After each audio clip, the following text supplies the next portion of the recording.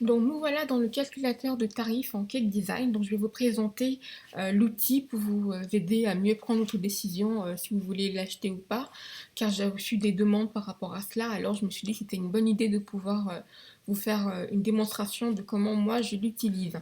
Donc vous avez un fichier avec quatre onglets, donc un guide d'utilisation, calculateur option 1, calculateur option 2 et liste déroulante. Dans le premier onglet, vous avez un guide d'utilisation, donc je vous ai mis des ordres des étapes à suivre par rapport aux autres, à l'onglet option 1 et option 2, pardon. Donc vous avez, j'ai numéroté des étapes. Vous avez, là, c'est les données que vous allez saisir et je vous ai mis à droite des commentaires par rapport à ce qu'il faut faire. Donc, comment est-ce que vous allez utiliser cet outil? On va commencer. Calculateur option 1. Il y a deux colonnes, hein. Il y a la colonne qui est tout en rose et gris où vous allez rentrer vos données. Ce n'est pas moi qui les rentre, c'est vous qui les rentrez, c'est vous qui les savez car vous avez une entreprise unique. Donc on ne peut pas partager les mêmes coûts, les mêmes statuts. Donc ça c'est par rapport à ce que vous faites.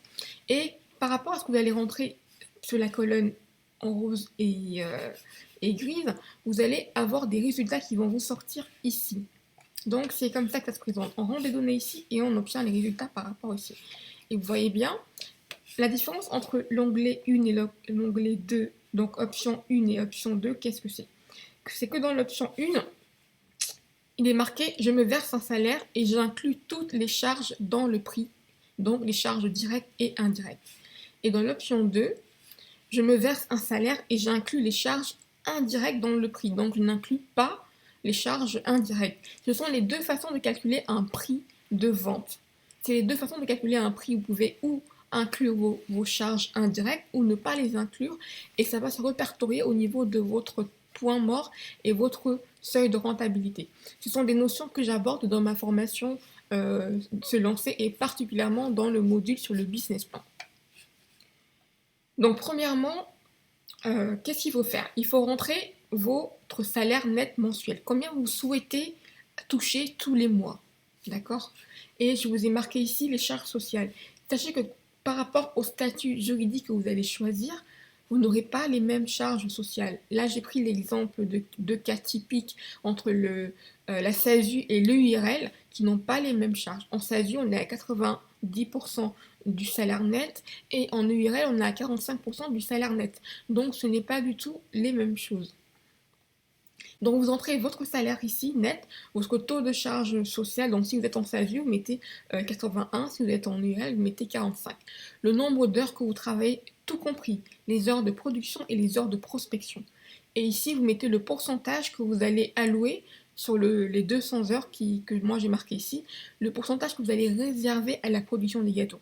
Là, j'ai mis 80, ça veut dire que le 20% restant, je les consacre uniquement à la recherche de nouveaux clients. Et ici, vous allez rentrer vos coûts indirects.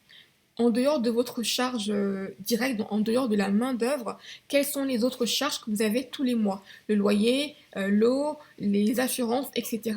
Vous les additionnez et vous mettez le montant ici, sans compter votre salaire. Si vous avez des salariés ou si vous avez des stagiaires, vous pouvez les inclure ici. Mais dans les charges indirectes, on inclut tout ce qui reste en dehors de ce qu'on a déjà inclus ici, c'est-à-dire votre salaire.